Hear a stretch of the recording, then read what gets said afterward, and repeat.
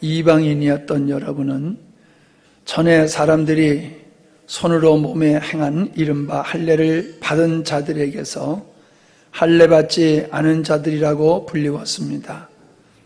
그때 여러분은 그리스도와는 아무런 상관없었고 이스라엘 백성에서 제외되었으며 약속의 언약들에 대해서는 전혀 낯선 사람들이었으며 세상에서 소망도 없고 하나님도 없이 살았습니다.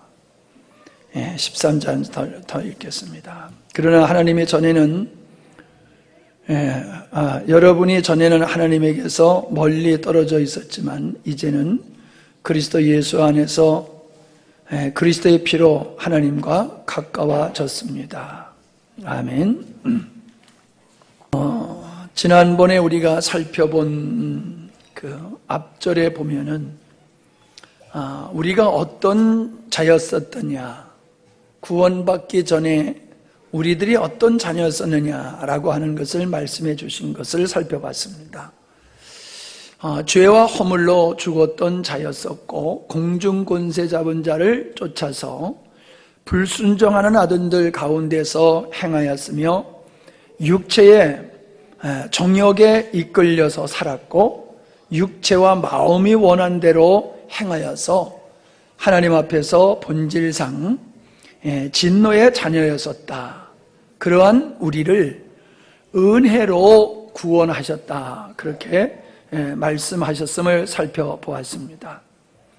은혜로 구원을 받았다라고 하는 그 구원을 설명할 때에 보면은 바로 구원의 조건은 믿음이다라고 하는 것이고 그 믿음으로 구원받을 수 있게 한 구원의 방법이 하나님의 은혜에 의한 것이다 하는 것이며 구원은 하나님의 선물이고 우리의 행위에 의한 것이 아니다 라고 하는 것을 그 8절에서 이렇게 9절, 10절에서 우리에게 말씀해 주고 있음을 볼 수 있습니다.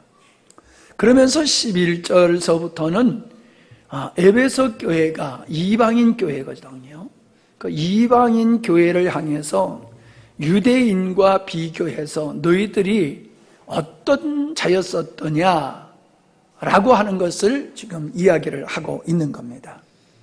앞절에서는 우리의 행실을 놓고 이야기했다라고 하면은 에베소 교인들의 그 행실을 놓고 얘기했다라고 하면은 지금 11절로 시작되어지는 이 말씀은 신분적으로 너희들은 유대인이 아니었고 이방인이었다라고 하는 것을 이야기하면서 이방인의 삶이 어떠한 것이었었느냐, 한마디로 얘기하면 앞에서 얘기한 하나님의 진노 아래 있었던 자와 같은 존재가 이방인이다. 그러한 너네들이 하나님과 상관없었던 너희들이 하나님의 은혜로 구원받게 되었다라고 하는 것을 말씀해 주고 있는 겁니다. 우리가 계속 말씀을 드립니다마는 우리가 믿음의 생활을 하나님 중심으로 흔들림이 없이 할 수 있는 이유는 단 한 가지입니다.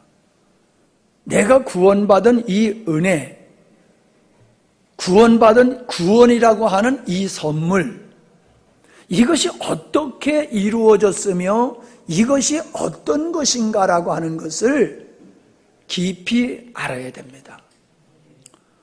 이거를 지식으로 알아가지고는 그 믿음이 삶의 동력이 될 수가 없어요.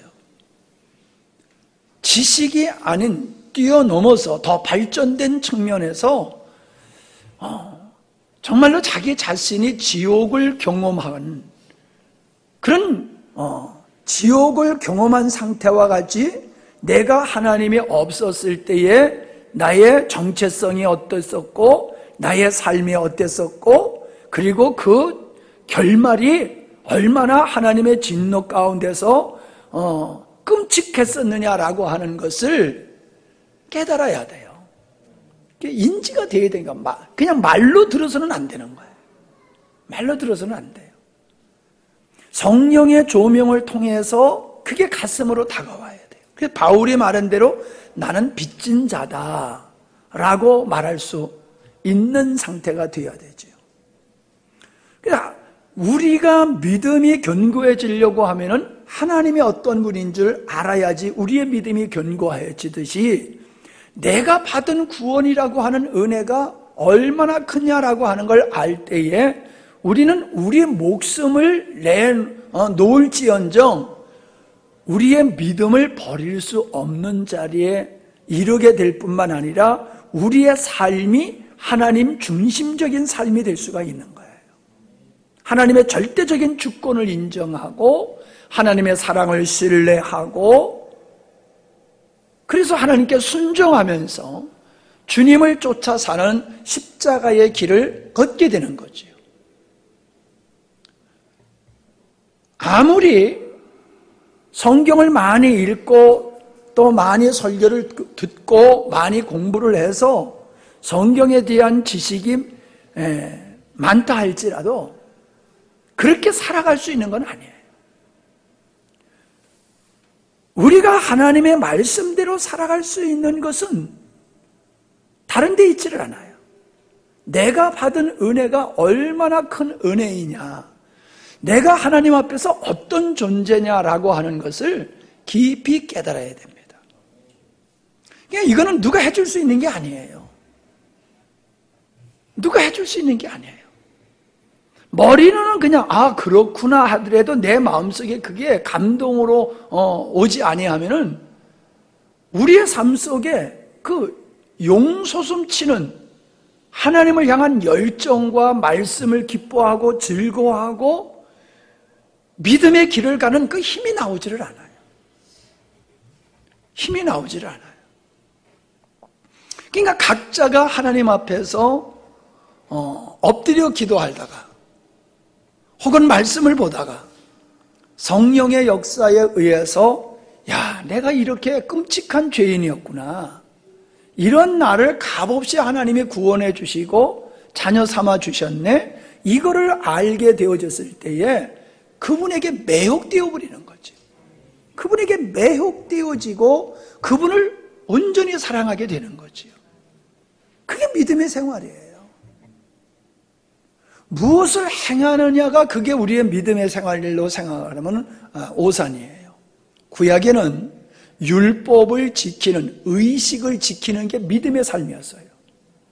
그러나 구원받은 후에 하나님의 백성들이 살아가는 삶은 종과 같이 주인이 시키는 일을 의무적으로 행하는 것이 삶이 아니라 하나님을 사랑하는 그 사랑의 발로 되어서 그분의 사랑이 우리 안에서 하나님을 사랑하고 기뻐하는 삶을 살게 하심을 따라 그냥 사는 거예요. 무엇을 행하는 게 아니라 그분에 이끌려서 그냥 사는 거예요. 무엇을 행해야 된다라고 하면은 얼마나 힘듭니까? 근데 우리는 그 힘든 일을 더 쉬워하고 있어요. 왜냐하면 우리 의식이 그렇게 아주 고착화되어 있기 때문에 그냥 주님만 의지하는 것은 어려워해요. 그리고 그냥 주님만 사랑하고 주님이 인도하는 대로 순종하며 살면 돼. 그러면 그건 어려워해요. 그게 뭔데? 그게 어떻게 하는 건데? 되려 헷갈려하고 힘들어해요. 그것은 우리의 신앙이 생명이신 주님으로 말미암아 사는 믿음의 생활이 아니라 구약의 율법 체계 속에서 살아가는 것과 같이 인간들은 인간이 만든 그 규율과 법도를 따라서 살아가는 걸 더 쉬워해요. 체계가 그렇게 돼버렸기 때문에. 그렇게 살지도 못하면서요. 그래서 구약의 시스템, 구약의 신앙의 체계를 따라서 오늘날 이렇게 살던 것이 습관화가 되다 보니까는 우리 안에 있는 성령께서 우리에게 말씀하시고 소원을 주시고 갈망을 주시고 그렇게 인도하심에 대해서는 익숙하지를 않아요. 그래서 힘들어해요. 이렇게 생각하기 쉽지요. 내가 하나님의 음성을 들으면은 내가 그렇게 살 수가 있을 텐데 그렇게 하나님의 음성이 들리질 않으니까는 그렇게 사는 게 어렵다 그러시는 분들이 있어요. 그렇게만 하나님의 음성을 듣고 하나님의 인도를 받으려고 들으면 안 돼요. 하나님은 우리 안에 계시기 때문에 우리가 주님을 사랑하고 주님과 친밀한 관계에 있으면은 주님의 뜻이 우리 마음속에 공유가 되어지는 거예요. 주님이 기뻐하는 것을 우리가 느낄 수가 있어요. 주님이 싫어하는 것을 우리가 느낄 수가 있어요. 그래서 내가 가야 할 길을 내 영이 내 안에 계신 그 주님으로 말미암아 알게 되어 있어요. 알게 되어 있어요. 근데 그게 안 된다라고 하는 것은 내 안에 주의 영이 계시지 않든지 아니면은 둔한 거예요. 그것을 이렇게 감지하고 느낄 수 있는 게 둔한 미숙한 상태에 있기 때문에 그런 것이다. 즉 주님과 친밀한 관계에 있지 않다 보니까는 주님이 우리 안에서 원하시는 것이 무엇인지를 잘 모르게 되는 거지요.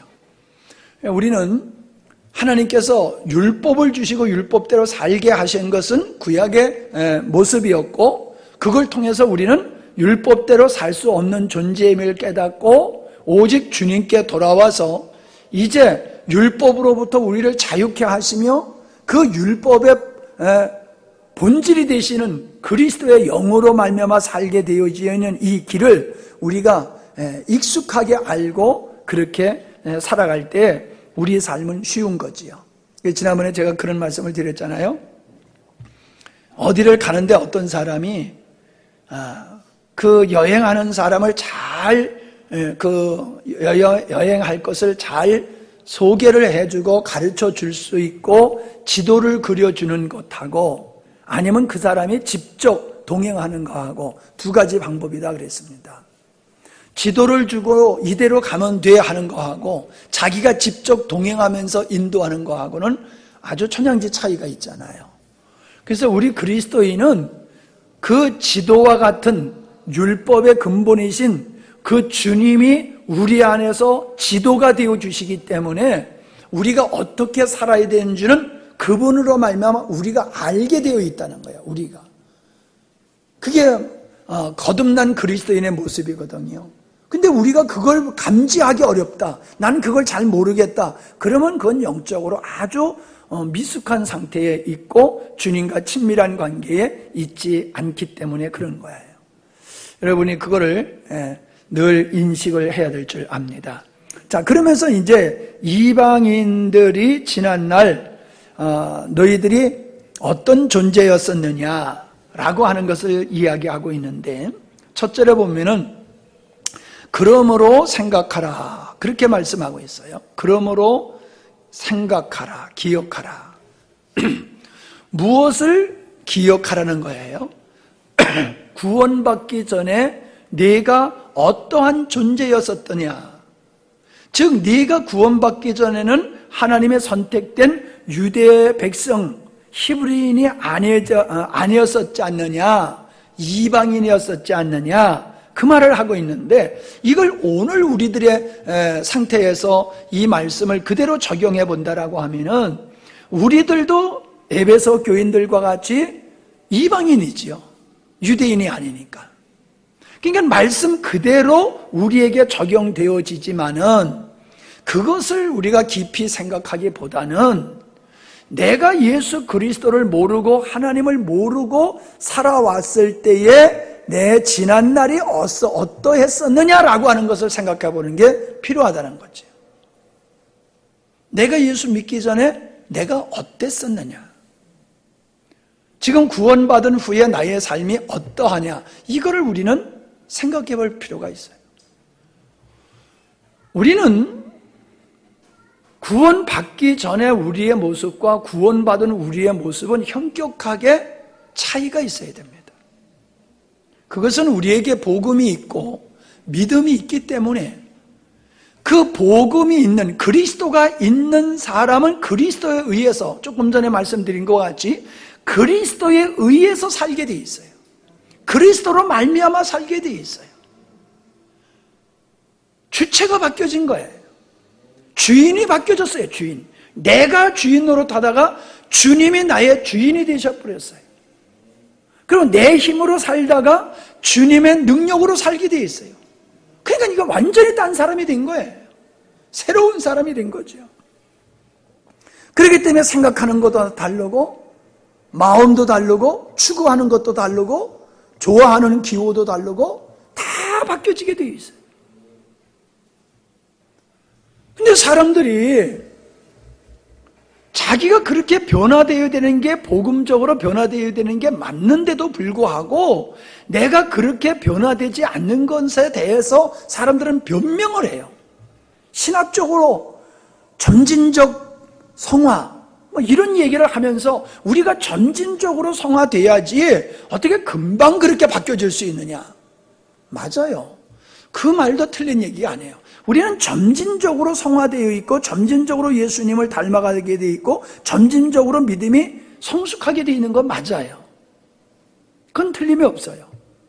그런데 그것은 맞지만은 내가 지금 잘하고 있는지 잘하고 있지 않는지 나도 모르고 다른 사람도 모를 정도로 정체되어 있는 것 같은 상태에 있으면서 그런 얘기를 하는 건 그건 핑계지 실제가 아니에요. 우리는 바울이 다메섹상에서 예수님을 만나자마자 그의 삶이 180도로 바뀌어진 것을 우리는 볼 수 있어요. 예수님을 만난 후에 점을 치던 생활을 끝장내버리고 점치던 책 이런 것들을 갖다가 그냥 버려버리게 되어지는 이런 것들을 우리가 성경에서 볼 수 있잖아요. 뭐 이런 건 요즘은 그런 것이 좀 없습니다만은 옛날에는 집에 장독대에 터줏대감을 모시는 그게 참 집집마다 많았어요. 그럼 예수 믿는 증거가 뭐냐 하면은 그거 태워버리는 거예요. 나 예수 믿겠다 그러면은 그 집에 가서 그걸 다 사람들은 무서워서 손도 못 대요. 그거 갖다가 그냥 장로님이 갖다 떼기도 하고 집사님이 떼기도 하고 아니면은 뭐 선반에다 뭐 이렇게 신 모셔놨던 거 부뚜막에다 신 모셔놨던 거 그거 손 못 대요. 그러면 목사님이 가서 그거 갖다가 다 태워버리고 이런 일을 했어요. 그리고 제사 지내던 거 제사 딱 안 지내고. 그래서 우리가 어렸을 때에는 예수님을 저 사람이 믿는다라고 하는 표정이 뭐냐면 자기가 섬기던 신 터줏대감을 갖다가 불태워버렸느냐 안 태웠느냐 그걸 가지고 우리가 구분할 수가 있었어요. 그건 그렇게 쉬운 일이 아니에요. 그때 당시에 우리가 어렸을 때에 사회적인 분위기가 터줏대감을 태운다는 것은 귀신을 이제 부정하는 것이기 때문에 그게 쉬운 일이 아니었어요. 그 당시에는 그것이 진짜 그 사람이 예수님을 믿는다는 증표였거든요. 물론 성숙함이라고 하는 것도 다른 차원이었지만. 근데 오늘날 그리스도인들의 삶을 보면은 그 사람이 거듭난 흔적이 안 보이는 거예요.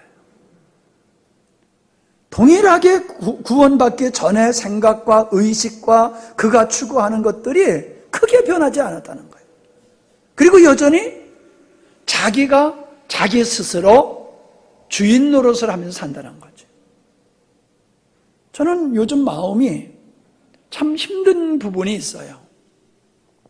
수요일 나오는 여러분들한테 이런 말을 하는 것은 여러분에게 좀 미안한 얘기지만은 하나님의 말씀 앞에 반응을 안 한다는 거예요. 하나님 말씀 앞에 분명히 반응을 하는 게 정상적인데 하나님의 말씀 앞에 반응이 없다는 거예요. 우리가 초대교회 보세요.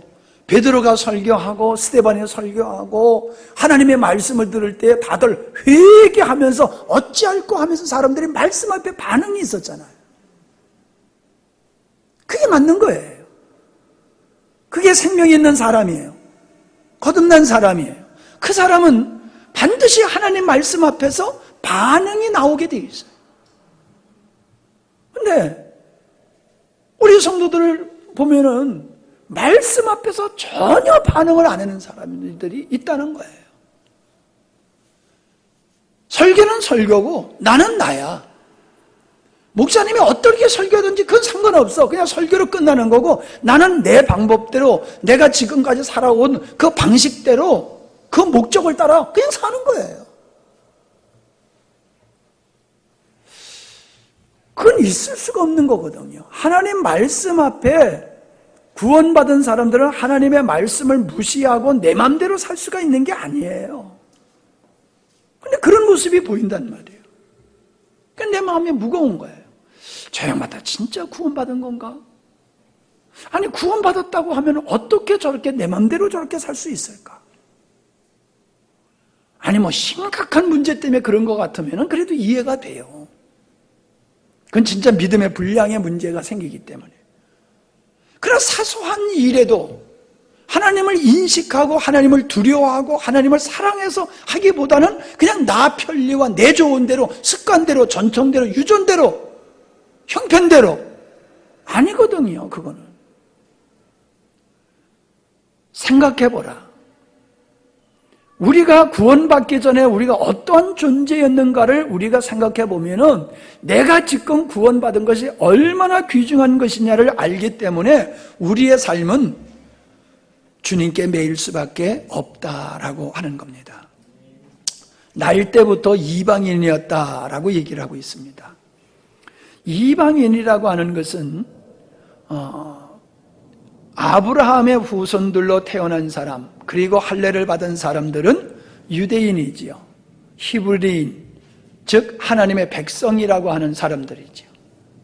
그러니까 하나님의 백성에게는 율법이 주어졌고 언약이 주어졌고 그들에게 할례가 주어졌고 그들에게는 절기가 있었고 그런 하나님께서 선택한 백성들에게는 특별하게 주어진 것이 있었어요. 그래서 자기들의 선밀의식을 가지고 있었기 때문에 믿지 않는 사람에 대해서는 어떤 의식을 가지냐면 그들은 지옥의 불쏘시개 감이다 이렇게 인식을 했어요. 그러다 보니까요 이방인 여자가 아이를 낳는 것을 돕는 것은 죄로 여겼어요. 왜 죄로 여겼느냐? 또 이방인 하나를 더 만들어내기 때문에. 이방인 하나를 더 만들어낸다. 그래서 이방인이 아이를 낳는 걸 돕는 것은 죄로 여길 정도로 그 사람들은 이방인들은 사람 취급을 하질 않았어요. 그래서 이방인들하고는 같은 자리에 앉을 수도 없고 그들은 성전은 뜰 안에 들어와서도 안 되기 때문에 성전 옆에 이방인이 올 수 있는 거리가 있고 그 안에 들어오면 돌로 쳐 죽여도 되는 그런 구별이 있었다는 거예요. 과거에 우리나라가 양반과 그 노예, 이 평면의 제도가 있었잖아요. 심지어 이 백정이라고 그러잖아요. 짐승 잡아서 고기 파는 사람. 짐승 잡는 사람을 백정이라고 하고 이 백정은 사람 취급도 안 했잖아요. 그보다는 더한 거예요. 그러니 얼마나 이방인들을 무시하고 학대했는지 몰라요. 지금도 유대인들은 아주 정통 유대인들은 자기들이 살고 있는 지역에 이방인들이 들어오면요 못 들어오게 해요. 돌 던지고 못 들어오게 해요. 감히 이방인들이 어디를 들어오냐고요. 성지순례를 가면요, 그 안에 할랄 식품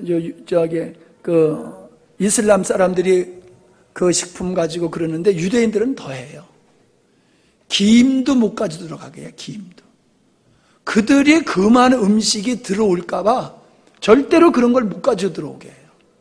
우리의 음식은 못 가지고 들어오고 그냥 거기서 제공하는 것만 먹게 해요. 우리는 예수님의 유대인으로 이 땅에 오셔서 우리를 구원하신 분이기 때문에 유대인에 대해서 아주 친근감이 있고 좋아해요. 그 사람들을. 근데 그 사람들은 우리를 그렇게 안 봐요. 이방인이다. 태어날 때로부터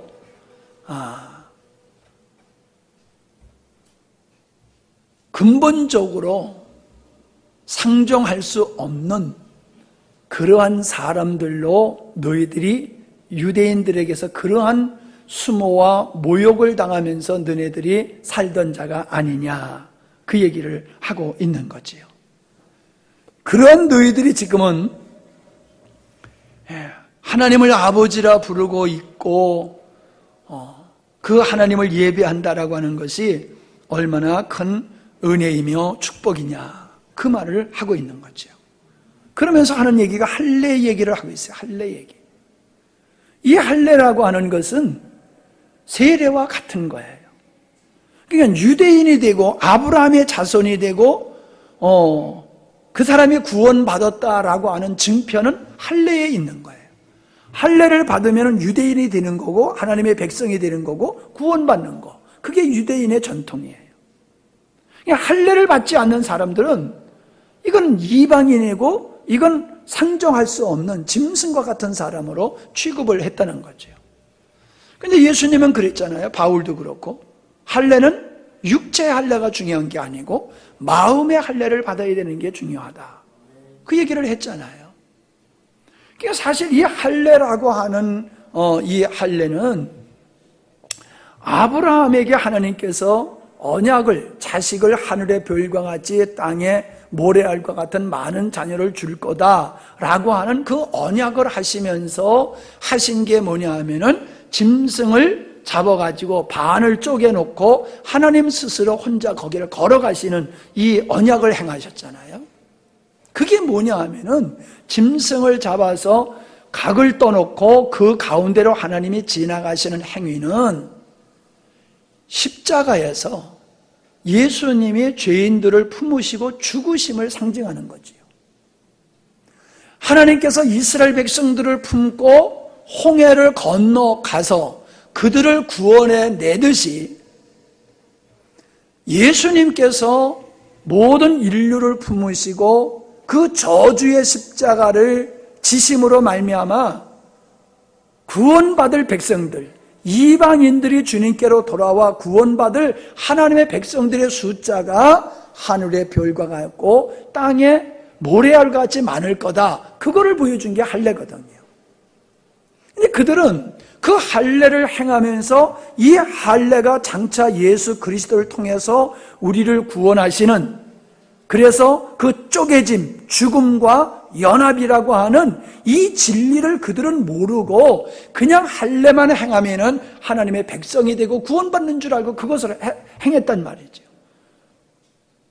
의미도 모르고 하면서 그들은 자부심과 긍지를 가졌고, 그걸 행하지 않는 사람은 그게 또 뭔지도 모르고 행하지 않았고, 다 저주 아래 흑암 가운데 있었던 것을 보게 되지요. 그래서 너희들이 할례를 받지 않은 자였다라고 하는 것은 그들이 얼마나 유대인들에게 멸시를 당했었느냐, 그리고 하나님의 언약적인 측면에서도 얼마나 그게 제외되었었던 거냐라고 하는 것을 보여주고 있는 말씀이거든요. 그러면서 하시는 말씀이 뭐예요? 그때에 여러분은 그리스도와 아무 상관이 없었다. 그때에, 결국 구원받기 전에 그들은 그리스도와 상관이 없었다라고 하는 말씀은 구약에서의 모든 율법, 제사, 절기, 이건 뭐예요? 선지자들과 모세와 시편을 통해서 주신 말씀은 예수 그리스도라고 얘기를 했잖아요. 그러니까 그들이, 유대인들이 율법을 받고 제사가 있었고 할례가 있었다고 하는 것은 예수님을 얘기하고 있는 건데, 너희들에게는 그리스도, 예수와 상관없었던 자다라고 하는 것은 그런 율법이 없었던 그들의 삶, 그리스도를 소망하면서 살던 그 믿음이, 그리스도를 소망하면서 사는 믿음이 그들에게는 없었다는 거지요. 그들이 아무리 잘 먹고 호강하고 잘 살았다 할지라도 그리스도와 상관없는 삶을 너희들이 살아왔기 때문에 본질상 너희 뒤에도 나옵니다마는 소망이 없는 자였었다라고 얘기를 하고 있는 거지요. 소망이 없는 자. 그러면서 하신 말씀이 뭐예요? 하나님이 없는 자, 하나님도 없고 소망도 없는 자였다. 사실 사람들은 이 세상에서 소망을 소망이라고 생각해요. 그러나 그것은 언젠가는 내가 늙어지고 내가 죽게 되어지면은 우리의 소망도 없어지는 거지요. 내가 살아있을 때만이 나에게 소망이 있는 거지, 내가 죽고 나면 그 소망은 다 물거품이 되는 거예요. 예수님이 우리가 구원이라고 하는, 하나님의 자녀가 된다라고 하는 이 소망은 환경이 바뀌어도, 내가 죽어도 이 소망은 없어지는 게 아니에요. 이건 영원한 것이거든요.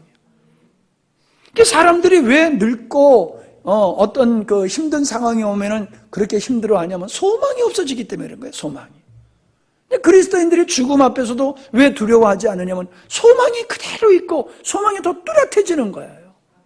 그러니까는 그리스도인들이 죽음 앞에서도 담대할 수 있는 것이다.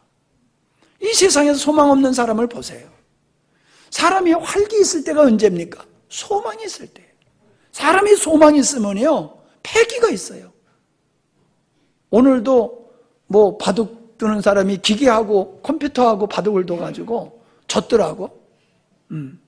그래가지고 바둑 두기 전에는 아주 패기가 있더니 지고 난 다음에 보니까는 패기가 그냥 완전히 기가 팍 꺾여가지고 기계한테 지고 나니까는 기분이 되게 나쁜가 봐요.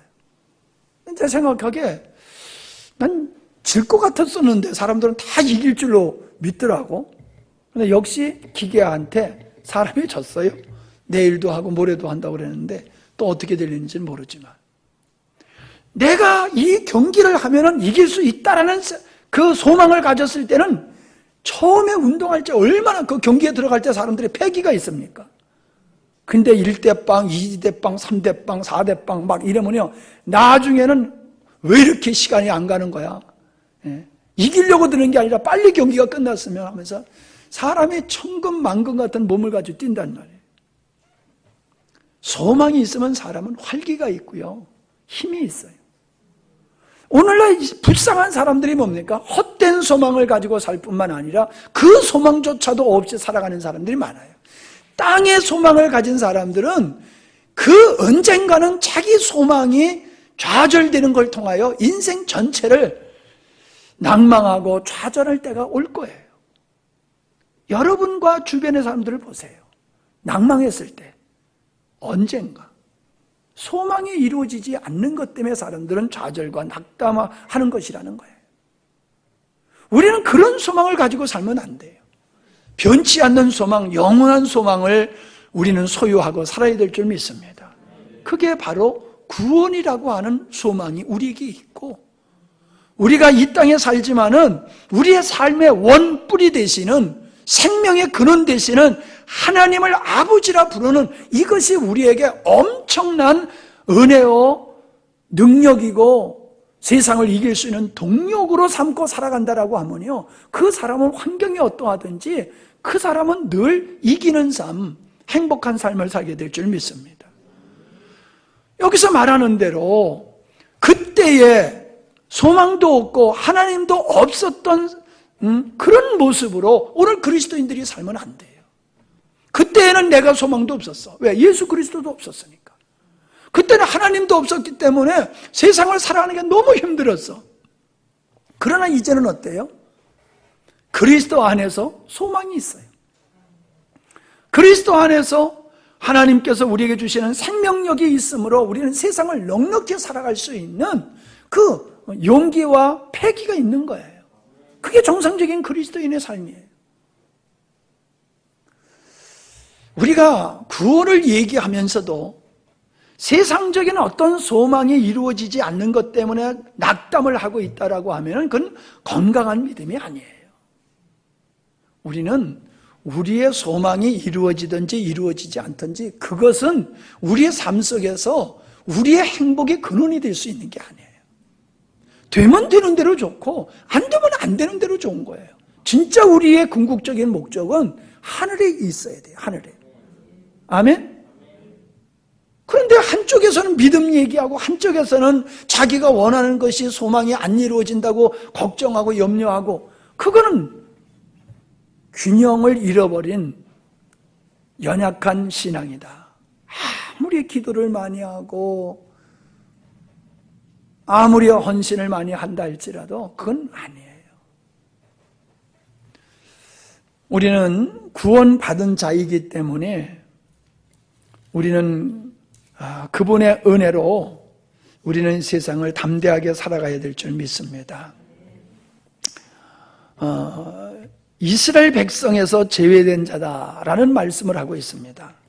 그 다음에 하시는 말씀이 언약에 대해서도 너희들은 낯선 사람이다, 그런 얘기를 하고 있습니다. 하나님은 아브라함에게 뭘 약속하셨습니까? 너를 통해서 수많은 내 백성, 내 자녀들이 생길 것이다. 그게 아브라함에게 준 언약이잖아요.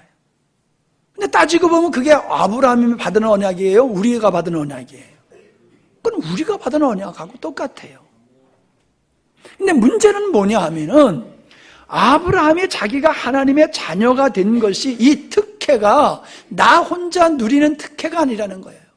네가 내 자녀가 되어짐으로 네가 복의 근원이 되어서 너로 말미암아 수많은 이방인들이 내게 돌아와서 내 자녀가 되어야 되는 거, 그게 내 뜻이야 라고 하신다는 거예요. 그러므로 아브라함이 내가 하나님의 자녀가 됐다, 유대인들이 우리는 하나님의 자녀라고는 자부심에 머물러 있으면 안 된다는 거죠. 왜 그들을 선민으로 선택했고 이방인과 다른 혜택을 주고 은혜를 줬느냐 하면은, 네가 받은 그 은혜를 나누어 주라는 거예요. 그래서 너로 말미암아 열방이 주께로 돌아오나 하나님께로 돌아오게 하는 일, 그것을 위해서 내가 너를 지명하여 택했고 내가 너에게 특별한 은혜를 준 거다라고 하는 거, 그거를 그들은 그거를 모르고 있었다는 거죠. 지금도 마찬가지입니다. 우리가 언약을 받은 자예요. 아브라함의 언약이 우리에게서 성취됐어요. 그럼 우리는 성취됐으니까 됐다 하고 거기에 그냥 머물러 있어서는 안 되는 거죠. 아브라함의 은혜, 아브라함이 받았던 언약이 내게서 성취되었다라고 하면은 아브라함이 하나님의 특별한 은혜를 받는 거하고 똑같은 거예요. 그래서 아브라함, 너를 통하여, 유대인들을 통하여 내가 열방을 구원할 거야 한 것과 같이 우리에게 주시는 게 똑같은 거예요. 내가 너에게 먼저 구원의 은혜를 준 것은 너로 말미암아 많은 백성들을 내가 얻기를 원합니다. 그게 그 속에 담겨져 있어야 되는 거예요. 그래서 우리는 하나님의 은혜로 구원을 받았다라고 하는 데에, 언약이 성취되었다라고 하는 데에 우리는 자족하고 있어서는 안 돼요. 우리를 통하여 다른 영혼들이 주님 앞에 구원받는 일을 위해서 우리가 힘쓰고, 다른 영혼들이 건강하게 서가는 일을 위해서 우리가 힘써야 될 줄 믿습니다. 이스라엘 백성에서 제외되었다라고 하는 것은 성경에서 보면요, 유대인이 돼야지 되는 거예요. 할례를 받음으로 말미암아 그들이 유대인이 돼야지 그들이 구원받을 수가 있었어요. 다시 말하면은 예수님께서도 구원은 유대인으로부터 시작된다는 말씀을 하셨거든요. 그래서 성령이 임하시면 예루살렘에서부터 복음이 전파되어 나갈 수 있는 것을 말씀해 주고 있어요. 그러니까 유대인으로 예수님이 오셨고, 유대인으로부터 구원의 역사가 시작되어서 열방을 구원하는 것이기 때문에 너희들이 이스라엘 백성에 제외되었었다라고 하는 것이 바로 그런 뜻이지요.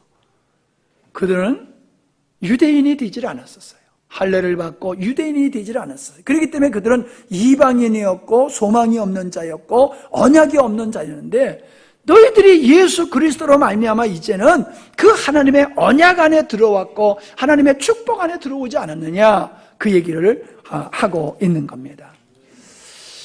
여러분이 전에는 하나님에게서 멀리 떨어져 있었지만 이제는 그리스도 예수 안에서 그리스도의 피로 하나님과 가까워졌습니다. 가까워졌습니다. 이게 맞는 거예요. 문제는 뭐냐 하면 우리가 구원받기 전에나 지금이나 하나님과 가깝질 않다는 거예요. 하나님과 가깝질 않아요. 그러면서 나는 구원받았다는 거예요. 내가 하나님을 기뻐하고 하나님을 사랑하고 하나님을 즐거워하지 아니하면서 내가 그분의 자녀다, 구원의 백성이다 라고 하는 건 안 맞잖아요. 하나님께로서 온 자는 하나님의 말씀을 한다고 했고 하나님께 속한 자는 하나님의 말씀을 듣는다고 그랬어요. 그런데 우리가 하나님의 말씀을 즐거워하지를 않아요. 하나님을 기뻐하지 않아요. 하나님의 뜻을 우리가 마음에 담고 살지를 않아요. 그러면 그게 어떻게 하나님의 사람이냐 말이에요. 어떻게 그걸 하나님의 사람으로 말할 수 있냐 말이에요. 그래서 아니라고 얘기하는데도 고민도 안 해. 그게 아니야 그러면 놀라야 될 거 아니에요. 그래? 그럼 내가 구원 못 받은 거 아니야? 이거 좀 놀라야 되고 고민하고 그래야 되는데 이런 건 믿음이 아니야. 이건 믿음이 아니야. 얘기해도 그냥 아무런 반응이 없어요. 너 죽어. 그런데도 아무런 반응. 북한에서 핵으로 청와대를 날린다 할지라도 쑥대밭을 날린다 할지라도 그냥 아무렇지도 않잖아요. 그게 믿음이 좋아서 그런 건지 간이 다 부어서 그런 건지 대한민국 국민들은요 북한이 저렇게 난리 쳐도 끄떡 없어요. 그리고 오직 잘 먹고 잘 사는 데만 지금 저 정치하는 사람들 싸우는 거 보세요. 지금 나라가 이 엄청난 지금 최대의 훈련을 하고 있잖아요. 한미 훈련을. 지금 북한의 핵 문제 때문에 세계가 몸살을 앓고 있고 우리나라가 지금 어떻게 보면 풍전등화와 같은 상태에 있는데 국회의원들은 그런 거 아랑곳하지 아니하고 오직 국회의원들 그거 계속 해먹으려고 거기에 온전히 그냥 올인하고 있잖아요. 얼마나 참 답답한지 몰라요. 우리들이 하나님 말씀 앞에서 베드로의 말씀을 듣고 어찌할꼬 회개한 것과 같이 말씀 앞에서는 그런 반응이 있어야 되고 우리가 말씀을 묵상하면서 정말로 내 믿음이 바른 믿음인가 이걸 고민해야 되고 주님이 기뻐하는 믿음으로 서려고 진리를 찾고 그래야 되는데 내가 어저께도 기도회 때 그런 얘기했지만 밴드에 좀 좋은 거 올려도 보는지 안 보는지 모르겠어. 응? 아니 그 좋은 거 올리면 좀 봐야지 되잖아요. 그걸 내가 다 설명할 수 없으니까 그냥 여러분이 보시면 되는 거란 말이에요. 근데 안 봐. 아무리 좋은 건 줘도 뭐야 안 먹으면 소용없잖아요. 말씀에 좋은 것도 중요하지만 먹어야지 되잖아요. 좋은 거 주면 그걸 좀 보고 듣고 묵상하고 생각하고 그래야지 되잖아요. 목사님은 목사님대로 나는 나야. 마이웨이야. 그러면 깊이 있는 설교가 무슨 설교가 필요하며 진리가 무슨 소용이 있어요? 그냥 설교는 설교고 나는 나고 그러면 안 돼요. 이제 우리가 정말로 이런 분위기를 좀 깨는 이 분위기가 좀 만들어져야 될 것 같아요. 이걸 여러분이 만들어 가야 돼요. 신앙생활 그렇게 하면 안 된다는 거를 깨우치고 정말로 우리가 정상적인 믿음의 생활로 분발해 나가도록 우리가 그렇게 분위기를 만들어가고 기도하고 섬기고 그래야 됩니다. 목사님은 목사님, 나는 나, 당신은 당신은, 나는 나야. 이런 식으로 그냥 개별적으로 신앙생활을 하면 안 돼요. 우리는 믿음의 공동체잖아요. 믿음의 공동체로 살아가야 되는데 말로만 믿음의 공동체지 정말 우리 서로가 그런 공동체의 그런 모습을 가지고 우리가 살고 있느냐 말이에요. 보이지 않는 장벽이 얼마나 높습니까? 얼마나 두껍습니까? 여러분의 안에 마음에 있는 걸 목사한테도 안 털어놓는데 여러분끼리 털어놓겠어요? 그러면서 서로가 그걸 위해서 기도해주고 서로가 그걸 해결해 주려고 노력하겠어요? 택도 없는 거지요. 그러니까 복음은 복음이고 나는 여전히 옛사람 그냥 나로 살아가고 있는 거예요. 그걸 까놔야 되는 거예요. 목사님 이게 안 됩니다 라고 얘기를 하고 그 고민을 얘기하고 지난번에도 집사님 와가지고 자기의 고백을 얘기하더라고요. 예? 남한테는 그렇게 잘하는데 내가 시어머니한테는 이게 안 된다고. 왜 그런지 모르겠다고. 그 얘기하기 어려운 거예요. 근데 그게 해결되더라고요. 거기서 얘기하면서. 왜 그런 문제가 있는지 그게 대화 중에서 다 해결이 돼버리더라고요. 정말 우리는 이제는 그리스도, 내가 예수님을 믿고 구원받았다고 하는 이런 교리적인 측면이 아니라 정말로 나를 구원하신 예수 그리스도의 생명을 쫓아서 살아야 되고, 그런 관계, 믿음의 공동체를 우리가 이루면서 살아가야 돼요. 여러분들이 정말 그래요. 아니, 여러분들 정말 목사님네 집에 왜 이렇게 안 와요? 어떤 때는 목사님네 집에 오지 못하게 하는 목사님도 있는데 여러분은 안 와요. 아니, 목사님 차 한잔 마시러 가면 될까요? 이러면서 와봤어? 안 와요. 안 와. 겁난데 목사님한테 가면. 아니, 내가 잡아먹는 흑인종인가 식인종인가. 왜 무서워요? 쪽팔린데 목사님한테 가면은 다 그냥 다 드러날까봐. 괜찮아요. 쪽팔려야지 은혜 받는 거예요. 여러분의 허물이 드러나야 돼요. 여러분의 부족함이 드러나야 돼요. 그래야지 그게 채워지고 고쳐지고 풍성해지는 거예요. 그걸 꼭꼭 감추고 있어 보세요. 그게 암덩어리 같아가지고 여러분의 신앙의 발목을 붙잡지 그게 믿음의 큰 요소가 되지를 않아요. 예? 아니, 목사님 칼국수라도 드릴 테니까 대접할 테니까 언제 시간 좀 있으세요? 그러든지, 아니면 목사님 나 칼국수 하나 사주세요. 그러든지. 민선장 집사님 나한테 그래 본 적 있어? 걔 또 찍었다고 또 그러지 마. 내가 그냥 편해서 그냥 한 얘기요. 정말 그리스도 안에서, 생명 되신 그리스도 안에서 뭐가 허물이 있어요? 아담과 하와가 범죄하기 전에는 벌거벗었으나 부끄러워하지 않았다고 그랬잖아요. 그리스도 안에 있으면요, 부끄러울 거 없어요. 누가 누구를 정죄해요? 주님도 우리를 정죄하지 않는데 누가 누구를 정죄해요? 누구를 정죄하면 그거는 생명에 따라 사는 사람이 아니에요. 우리는 서로를 이해하고 도리어 격려해주고 세워주고 도와주는 그런 역할을 해야지, 그냥 여기서 들은 얘기 저기 가서 막 이래고 말질을 하고 부끄럽게 만들고 그러면 안 돼요. 자, 말씀을 마치겠습니다. 다시 한번 말씀을 드리지만은 뭐라고 그랬어요? 너희는 그러므로 생각해 보라. 생각해 봐야 돼요. 지난날의 나의 소망 없었던 나를 구원하신 하나님의 은혜를 생각해 봐야 돼요. 아멘. 그리고 그 은혜가 헛되지 않도록 오늘 우리가 믿음으로 살아야 될 줄 믿습니다. 아버지 하나님, 에베소 교인이 이방인이었던 지난날을 돌아보라고 하셨던 것과 같이 오늘 우리들도 내가 예수 믿기 전에 지난날에 내가 어떤 삶을 살아왔던 것을 돌아보는 것은 내가 받은 은혜가 얼마나 귀하고 큰 것인지를 깨닫는 지름길인 줄 압니다.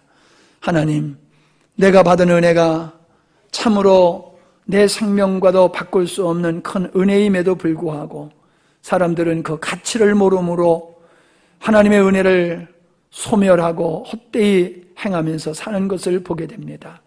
우리 각자의 눈을 열어 주시어서 우리가 받은 은혜의 깊이를 알게 하시고 그 소중함을 알게 해 주시어서 하나님께 매혹되어서 주님께 속한 자로 살아가는 저희들이 되게 하여 주시옵소서. 주님 의지하오며 예수님의 이름으로 기도하옵나이다. 아멘.